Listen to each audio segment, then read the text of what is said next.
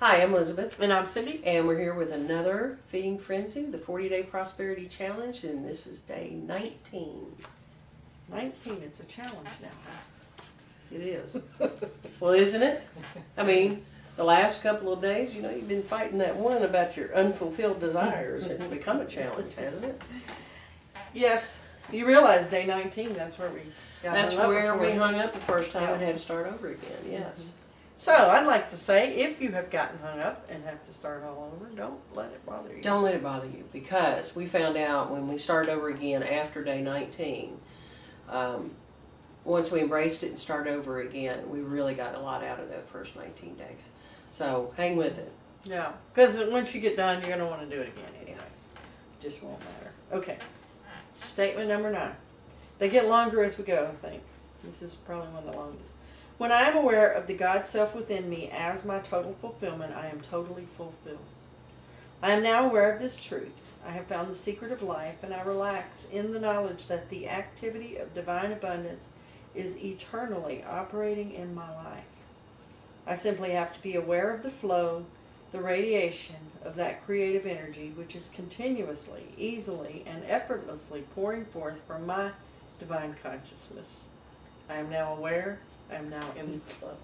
Okay, what makes you smile? Because I remember the last time we did this one. We got way off track. Way off track. Yeah, so let's try to be serious. Let's with try and this. stay on track. Yeah, this is where you got the giggles, wasn't it? Me? I Yeah. think it was you. I don't think think you so. said underwear or something. Let's bring that up. Okay, so when I am aware of the God self within me as my total fulfillment, I am totally fulfilled. Do you agree? Do you agree with that? Yes. Yes, I think I do. What does it mean to be totally fulfilled?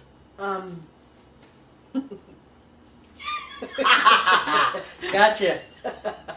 What does that mean? Pray tell, Cindy. What does it mean to be totally fulfilled? Well, okay, so there's a difference to me. I know you're going back to the unfulfilled desires thing, but there's a difference to me to have a desire that's Not unfulfilled me. and to be totally fulfilled with God, because that's saying I don't have any desires. So if you say it that way, it makes more sense.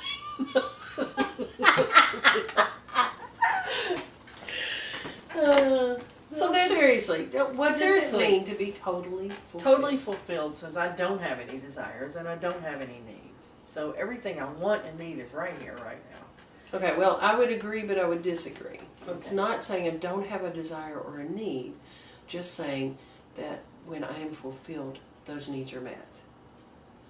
Whether or not it takes a little time to see it, whether or not I have to get in the right place, whatever, with my own supply, if I am totally fulfilled, then I know, regardless, my needs are met and my desires are fulfilled. Okay. So then that makes that other one make a little more sense in that when I say yes, I agree to this, it's because when I realize and when I'm aware of the God self within me as my total fulfillment, then I don't have any, I'm totally fulfilled.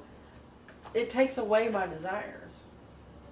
When I realize that I'm totally fulfilled with God, then I don't have that desire for the money anymore. I don't have those desires. So to say those desires are filled is a little stretch. See, for it me. does that for me in some things. It does fulfill. I don't, it takes away my desire for a particular way something has to look. So, beforehand, before I realized that I was totally fulfilled anyway, and my supply is here, and God is here anyway, then it had to look like, okay, I can't be prosperous until I have more money. It had to look that way for me. You see what I'm saying? Yeah. Once I had that realization, and once I became comfortable with it, started playing with it, and understanding it, moving it into my knowing, then that desire was removed simply because it doesn't have to be that way anymore. Yeah. Okay. So this You is see all what I'm making more saying? sense to So me. it opened up different avenues for me. Okay. Okay, so then that desire is not there anymore. Okay, not like it was. It doesn't mean I don't have any more desires. It just simply means that they are already filled if I have it. In a different way. In a different way. Then I say it has to be. Okay. I can get that. Because when I think about, when I'm worried about something and I think, well, God's going to take care of this, God's all I need, those kind of things, then I begin to realize, well, I didn't really need what I was worried about anyway. You know, I can live without that. I don't really need it anymore. It's not really something I need because it won't matter in the long run. You know, when I change my perspective. When I change my perspective, my need then becomes simply a desire. And then the desire becomes I didn't really want that anyway. And if we go back to what I said, I believe earlier, that our desires come from God. Mm-hmm. If He gives us the desires, He's going to fulfill. Mm-hmm. So, just So like maybe you said maybe my before, problem is with the difference in want and desire. Maybe. So tell me, what is your difference? What is the difference between want and desire for you? I think a want implies lack, Mm-hmm. and a desire is just, oh, that'd be cool, but it's not something I really don't have and want. So maybe that's it. Maybe his word desire means something different than mine, because I do equate want and desire a lot, and I don't think I should. Maybe that's it. Maybe there's my problem, is the way I define desire.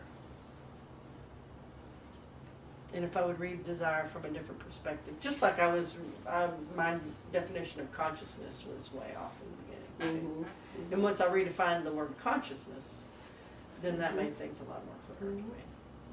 Maybe that's my hang up. Maybe. That's something to look at. Yeah, I'll definitely look into that. Okay. I am now aware of this truth, and this truth being that I am totally fulfilled when I am aware of the God's help within me as my total fulfillment. I have found the secret of life, and I relax in the knowledge that the activity of divine abundance is eternally operating in my life. So have you found the secret of life? Yes. Now, do you say that just to agree, or seriously? My point being, can you get through this and gain in consciousness and not be able to go with or understand the whole statement? Yes. I think so. I do feel like we've found the secret to life, and the secret is God. Now, whether we apply that and get in alignment with it in every area, always, no. I found it, but I don't use it. You know, I found it, and even though I found it, doesn't mean I'm good at it. You know, so I do believe that I relax in the knowledge that the activity of divine abundance is eternally operating in my life when I think about it. Do I do that on a daily basis every time? Every moment? Every moment? No, not We yet. forget. The little R reality crawls in. Right. I do that as long as we're sitting here talking about it. And then the kids get home from school and boom. Or, speaking of that, her school bus. Something comes up, the phone rings, or life happens. And I forget it. That's why, to me, it's so important to do this every day. Because the more I do it, or more than once a day if you can, but the more I do it, the more I can stay focused on it and stay in that knowledge and awareness and understanding. But the more we practice it, the easier it is The easier it gets to go back God to is my when I get source. off track. You know. And isn't it easier to relax knowing God is my source? Oh yeah. Whatever this problem is, you know, there's not a problem that comes up that is insurmountable. And I think that is the key to success. That is the secret of life. There's another little book by Ernest Holmes or Emmett Fox or one of those guys that talks about the key to life, and it's just focusing on God. And that's all we're doing when we say God is our source. We're just focusing on the unlimited, eternal greatness and providence of God. Every time we refocus on that. So whatever the little mantra, God is my source, God is my power, God is whatever, just reminds us that God is whatever we need Him to be in the moment. And ever working. And ever working. Omnipresent. Instantly and constantly. Oh, can you say that again? No. You want to say it again? You missed it. I caught it. I simply have to be aware of the flow. Instantly and constantly I taking on form according to my needs and desires. I simply have to be aware of the flow, the radiation of that creative energy, which is continuously, easily, and effortlessly pouring forth from my divine consciousness. What does that mean to you? Effortlessly pouring forth. It means I don't have to make it come out. I don't have to push it out. I don't have to beg it to come out.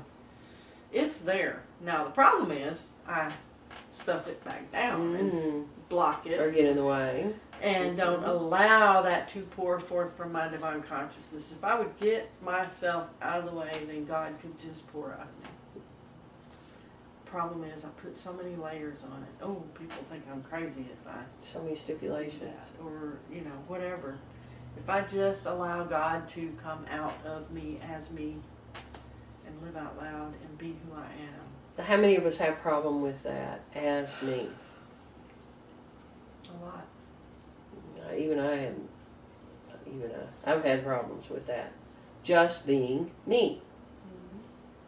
You know, I'm guilty of suffering through comparison. Well, Comparing myself to someone else. When I think about what we do to our children, I mean, they come out and they don't give a what anybody thinks. They do whatever the heck they want to do, and we spend half their lives teaching them to sit down, shut up, be still, and quiet, and leave everybody alone. You know, don't make anybody mad. And now, girls especially are afraid of making anybody mad. You know, if we could just learn to be like children and just do what comes naturally for us.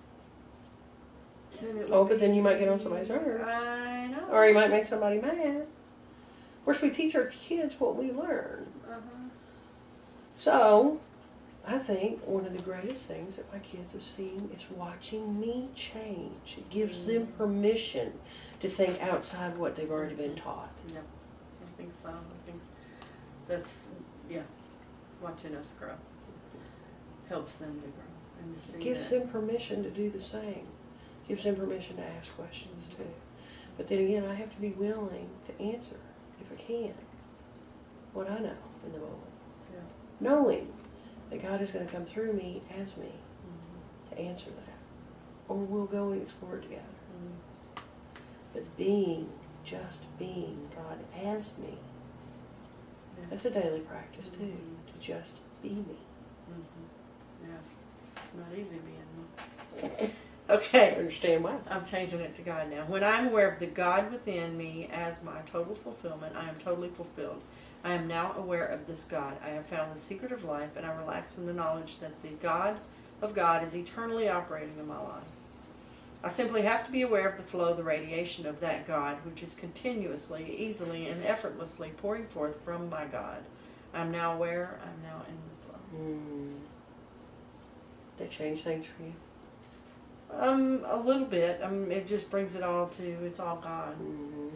Nothing more than it's changed every other step. No, try energy then. When I am aware of the energy within me as my total fulfillment, I am totally fulfilled. I am now aware of this truth.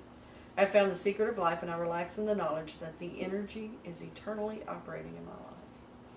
I simply have to be aware of the flow, the radiation of that energy, which is continuously, easily, and effortlessly pouring forth from my energy. I am now aware, and I'm now in the flow. If I have energy pouring forth from my energy, then to me that's a constant, never-ending supply. Do you know what it brought forth, or you know what thought came to mind when you were reading that, as replacing it with the energy? What came to mind was the universe itself, and how it just effortlessly does its thing. You know, the earth turns, and we revolve around the sun, and everything's in orbit, and it just does its thing. It's not waiting for me to decide, is that okay, and is there something else that needs to be done? Well, I'm down here busy doing my stuff. It just does its thing, you know. So I'm reminded that the universe, God, love, energy, is just doing its thing. Yeah. You know, It's just being what it is. regardless. And it's only when we limit it that it can't be what it is. And that goes for love, energy, all of it. All Of of course, it. when I limit me, I can't be what I'm meant to be either. Yeah. I think sometime we need to replace these words with love, because that's God too. I think we did that at one time. Good stuff. It's very good stuff. Really good stuff. This is a really long one, but we'll hit it again next time around. Good stuff. Yeah. Shreen. Shreen.